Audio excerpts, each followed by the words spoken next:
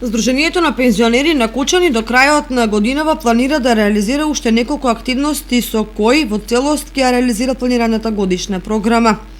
Председателот Ѓорги Серафимов најави дека следна активност која ќе се одржи во просториите на Сдруженијето на пензионери е прием на спортистите пензионери кои постигнале резултати на републичките спортски надпревари. Ние, бидејќи секој пат на спортските републички игри зазимат наши спортисти зимат видно место во Македонија, по традиција исто одржуваме и прием на спортистите, се направи прием со тоа што ќе обележиме, они ќе дојдат со медаљите и ќе се видат кои се тие. Ја некам сега да испоменувам и тоа што меѓу 20 и 25 така ќе биде тај настап.